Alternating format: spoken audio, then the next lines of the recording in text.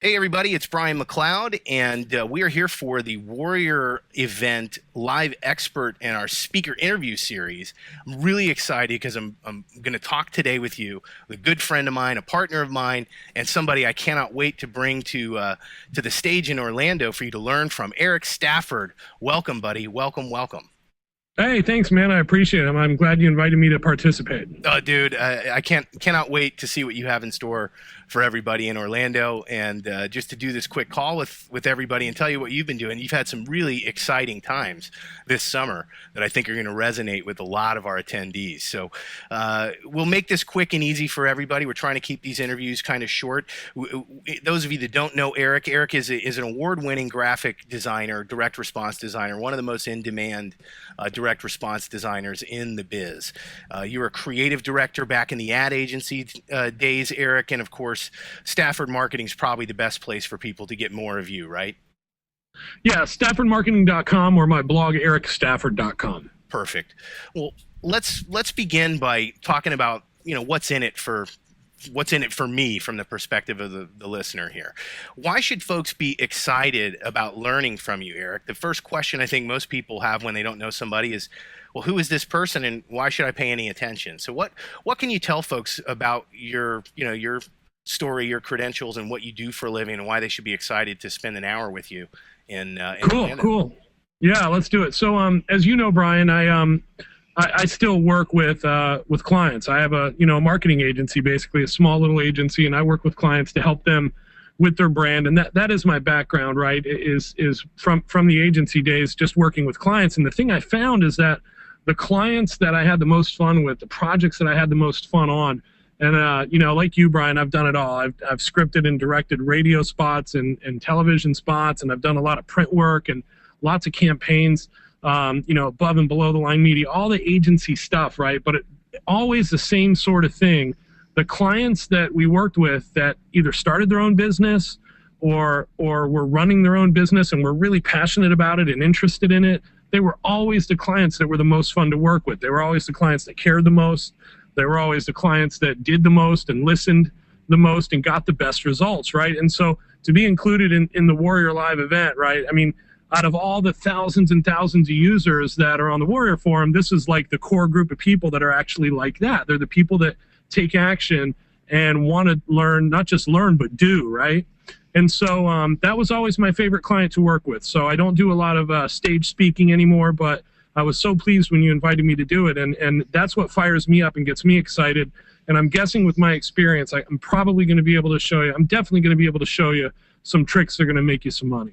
Yeah, man, for sure. Absolutely. I hope that you'll maybe tell people a little bit about your background in the agency days, because that's how we first met. I think it was Ben Mack, our mutual friend Ben Mack, who introduced us years ago, right? And the way you came into my orbit was as this creative director, agency guy, and designer ninja, right, who was doing all this amazing stuff with all these different people in internet marketing space. But originally, you come from the agency world. Can you tell people a little bit about how you made the shift from painter artist into marketing guy? Sure. Yeah, absolutely. I mean, the internet, right, is really the short answer to that. The internet started to get really, really popular and more people were doing stuff on it. This was years ago. And my wife really kind of told me, listen, it's mighty noble that you want to, create artwork and paint canvases for your whole life, but you also want to travel the world and have kids. And the two of those things aren't always in synchronicity unless you really can break free as a big name artist, right? And so she suggested, if you want to stay married, you better get on the computer and learn a little bit. So that's what I did. I got on the computer late. I got on the computer for the first time in probably '98 and quickly taught myself a program called Flash. And then I taught myself a program called Dreamweaver, and it went from there. I learned Photoshop and Illustrator. I got very good at design. And took some jobs as marketing director and then moved quickly into creative director and really kind of honed my skills in Photoshop, doing a lot of, crazy projects like wayfinding signage for big resorts where they have to put up signs everywhere, letting people know this way to the pool, this way to the bar, right? We did a lot of wayfinding signage and we did a lot of interactive presentations to sell condos and timeshares and stuff. So I've done a lot of print work and it just kind of went from there. I started completely self-taught on the computer. I was a painter. I was an oil painter and I was really into artwork and I just kind of taught myself. I taught myself over the course of 4 years, really how to get good on the computer, and took it from there. Yeah, and you know, as people get to know you that weekend in Orlando, Erik, you're just like one of the coolest, funnest people to get to know. So I'm sure you'll really good looking in your own special way. Come on, why you got to add that? Why do I have to hurt the ones that I love? So the question is, what would you define as really, you know, like the thing you're most proud of, Erik, in your career? You've done a lot of awesome stuff, but yeah, you are made of awesome. So what would you say is the one thing that really sets it apart for you, that you're really proud of, as your greatest achievement in your career? You know, it's tough to say because my business and my personal life are so intertwined, right? To be able to work, you know, when I want, kind of, and to work 3 days a week and take 2 off every week and go to lunch at my kids' schools and go to their, you know, cheerleading and soccer and all this stuff. That's a really that's a personal achievement I'm really proud of, because back, you know, when I worked in the real world, quote unquote, the advertising agency, Brian, is just brutal. I mean, it was not unusual to work 60, 80-hour weeks. And, you know, I just remember very clearly driving home late at night, you know, 4 or 5 in the morning, just to shower, get an hour of sleep, have breakfast with my kids, and go back.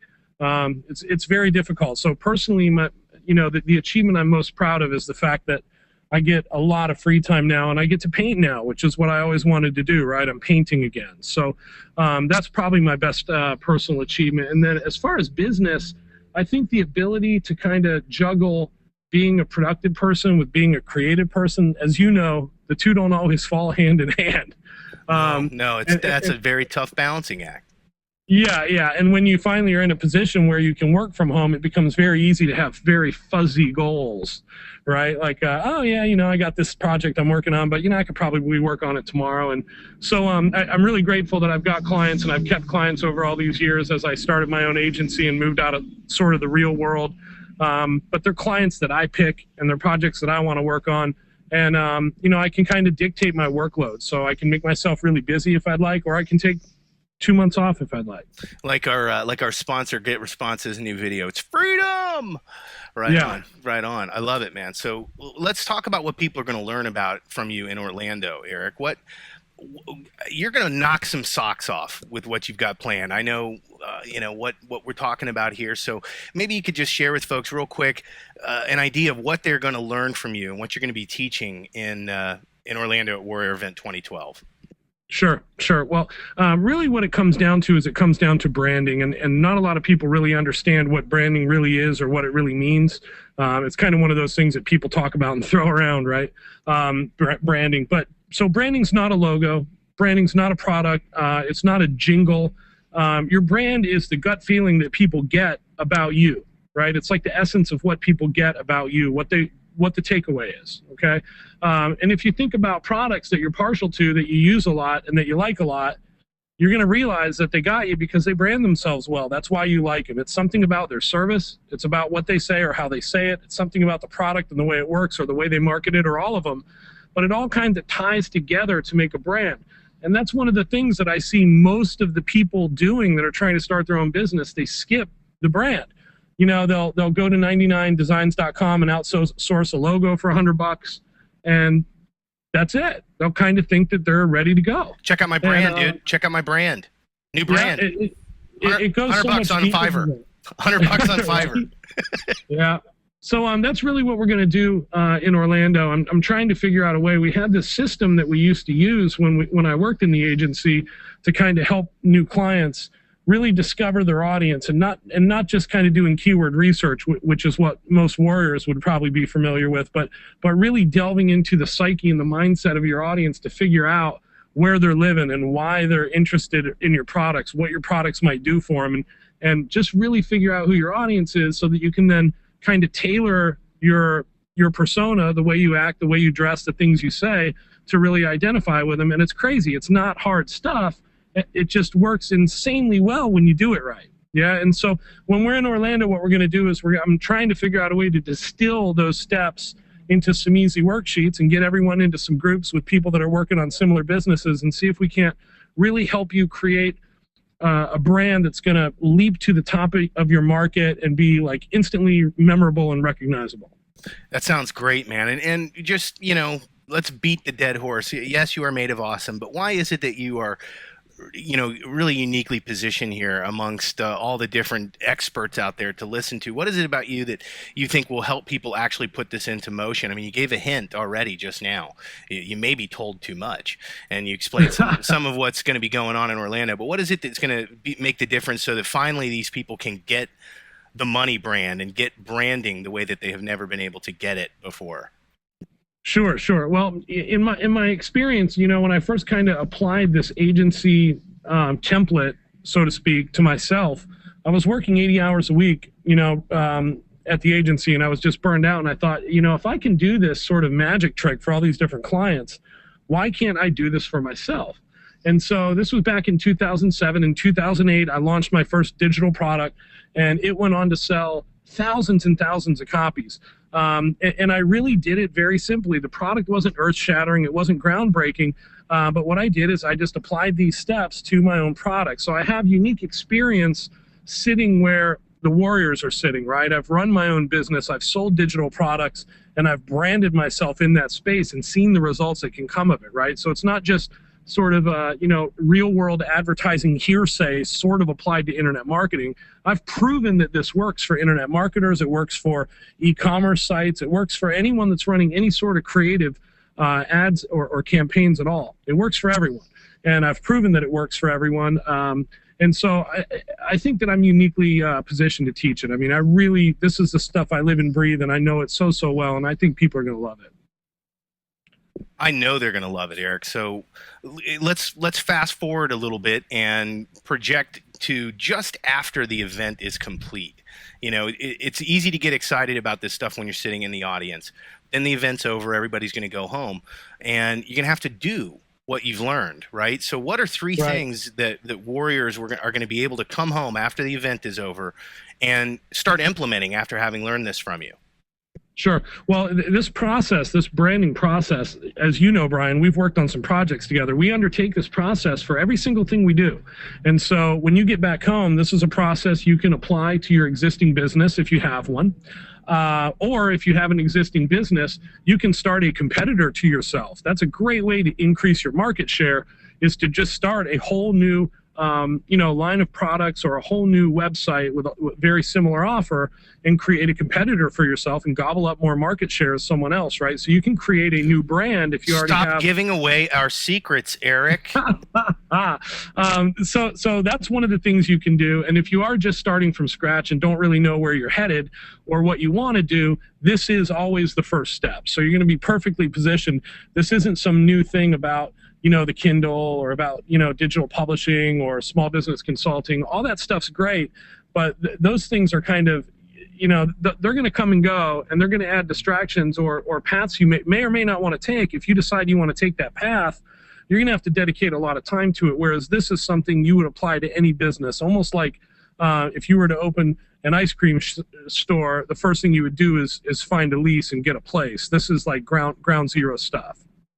Absolutely. Yeah, man. And you're 100% correct. Absolutely. I can confirm with you. This is what we do when we start on a project. We start with where, the market itself and the conversation that's going on in the market, the demand in the market, the products, the choices, everything that happens afterward is a function of this first step. And I guess the magic for them, what they're going to find out is that the rest of that stuff gets a lot easier once you get clear on this part. Once you start here. I'm so glad you said that, because, a perfect example of a strong brand is Nike, right? Everyone knows Nike. I mean, they branded themselves so well that they're known through just some of the iconography they use, the little swooshy thing. Everyone looks at that and just knows it's Nike, right? So they've really branded themselves well. They branded themselves so well, Brian, that they can create marketing on the fly. I could design a Nike ad right now.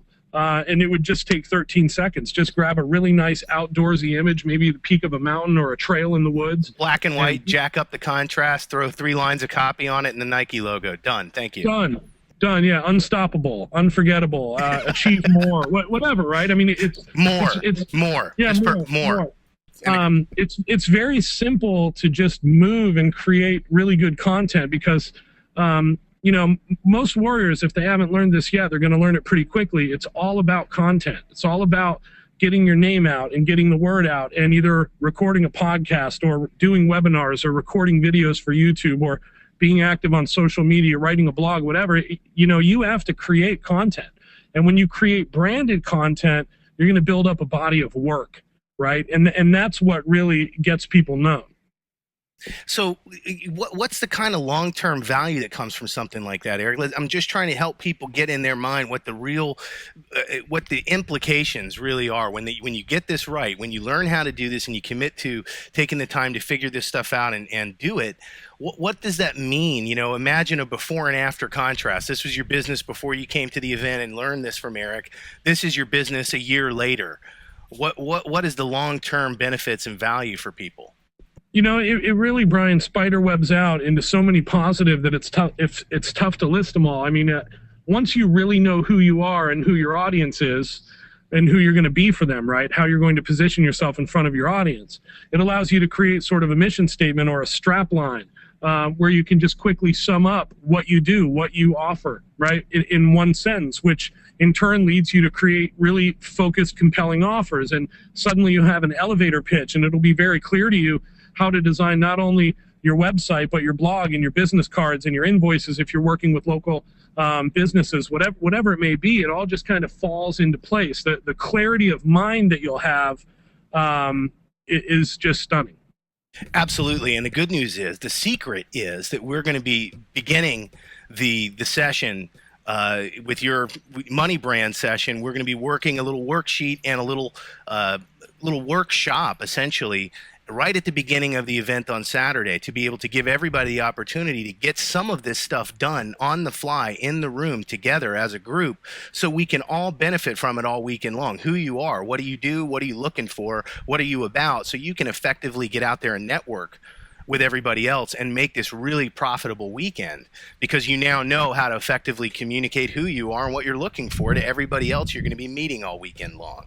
That's the immediate effect of learning the money brand stuff from Eric. And of course, I'm going to be pitching in to help in the beginning of that as well. So really excited to bring you to the stage in Orlando, man. Let's have a little fun here for a second as we close out this call. You and I are all about the fun, Broham. I think maybe a little too much, maybe sometimes. But no, let's do it. What's the most fun? Tell people what the most fun is you've had outside of marketing. I mean, just unrelated to business in the last year. Most fun thing you've done in the last year. Well, we just got back, as you know, 2 weeks ago, Brian, from a 2-month epic Griswold-style summer road trip. My wife and my 2 kids and I. My son is 8, and my daughter's 11. And we left, I want to say June, 10th. And as we record this right now, it's about August 20th. We've been home for about 2 weeks. So we were gone for 2 months, and we did 26 states, 8,000 miles in the car. We did a lot of camping, and it was awesome. It was a lot of fun. I won't lie to you. When we got home, we were plenty sick of each other. I mean, that's a long time to be in a small space with people, but it's improved our communications drastically, and it's been really cool, man. We went everywhere. We went to Vegas. We went to New Orleans. The kids did rock climbing. We went camping. We did a bunch of hiking. Mount Shasta. Yeah, we went to Mount Shasta. We spent a day in Chinatown in San Francisco. We went to Vegas and saw a show. So, we had a great time, man. It's really good to get back to Florida, though. Yeah, I understand. I totally get it. And that was an epic trip, man. I know there's a lot of people who are jealous of your freedom to be able to go and do that for 2.5 months, just take off and go on a national tour with your family. My son's having a hard time getting back into the flow of school. I won't lie to you. He showed him he took the red pill, didn't he? Yeah, he had a very good time traveling this summer. So, Eric, let's talk about some obscure, weird things. For one, what's your favorite thing to eat and your favorite thing to drink, just so people know? Wow. Okay, my favorite thing to eat and my favorite thing to drink. Let's see. My favorite thing to drink is water. And I know that's not a sexy answer, but we've really got water down to a science. What we do is we've got this big pitcher, and we put different stuff in it with our water. So it's never just water, right? We've got, we'll make mint and cucumber flavored water, kind of like fancy hotels do. I don't know if you've ever seen that, Brian. Yeah, you put some honey, mint, and cucumber. That sounds good. Yep, or we'll do like whatever it might be. Right now, the water we've got in our fridge is made from guinnep, which is this weird grape-like fruit thing that we used to get when we lived in the Cayman Islands, and so it's full of guinnep right now. But it gives you water that's cold but not too cold, and it's flavored a little. Even if it's just lemon water, it really helps you stay hydrated. And when you're hydrated, you feel good. And so yeah, I'd have to say that water is my favorite drink. Very unsexy answer. I should have said like wild turkey. So if anybody wants to offer Erik a cucumber water over the course of the weekend, he will be happy about that. I'm not ashamed to admit it. I know it sounds pretty prissy, but it does. You are a prissy butt. That's fine. It's okay. Hey Brian, I'm telling you what, raspberry water, dude, it'll change your life. All right, I'm down. I'm into the Mio right now. That little stuff you squirt into the bottle of water. You know what I'm talking about? Oh, it's great, dude. Mio, M-I-O, Mio. You squirt a little squirt of this stuff, and they make about 900 different flavors, and all it takes is a little squirt, and then you have this flavored water that tastes really good, and it has 0 calories, and it's just makes water more delish. That sounds good. Yeah. Okay. So now that we've branded Mio, what's one really funny, quirky, or weird thing about you? And this is saying a lot. Okay, that nobody knows. You're Mr. Facebook, so everybody knows way too much about you already. But right? one funny, quirky, or weird thing that nobody knows that you've never admitted before publicly. Go. All right. Let me think here. I'd have to say, do you know that I like to cook? I don't talk about that a lot. Do you know that I'm a really good cook? I could imagine that you are, because we've eaten together and we like munching. So yeah. I love cooking. We go to the farmers market every Saturday almost, and we get a bunch of good stuff. And then we spend a lot of every Saturday or either that or on Sunday, just kind of my daughter and I. She has her own little paring knife, and we sit at the kitchen table and cook. We cook a bunch of different cold pasta salads for the week, and we just love cooking, man. Every year on New Year's Eve, in fact, you guys are going to have to come this year. We have a very small New Year's Eve party, and we make it like the blowout dinner of the year, right? Where, like last year, we did the Asian great pig style. out. The great pig out. It's not really the great pig out. It's always just the best of the best. Like one time I flew in caviar from Russia. Nice. Last year we did like this Asian style, and I flew in like unfrozen black cod from Alaska, and I made like this miso like glazed cod, and we did some soybeans with it and stuff. But it's always a very nice dinner, and I love cooking, man. That's my secret. And you know what else? I like Julia Childs. Yes, absolutely. I will admit that I kind of like watching cooking. Know that about me. I didn't know that about you, and I kind of am a closet foodie. I like watching cooking shows and enjoy cooking and watching cooking. I like butter and oil from Paula Deen a whole lot. Everything has butter and oil. Nice. She cooks. Yeah. All right, last question, and we'll close out this call for everybody. What's the best record or album that you've bought recently, or book that you've read, or a movie that you went to that was awesome? If somebody was going to go take a recommendation from you to check out something really cool, give them a record or a movie or a book that they should just go grab and will enjoy. Okay. You know what? Back to food real quick, man. People that haven't eaten pho, Vietnamese noodle soup. You know what? We can this fit.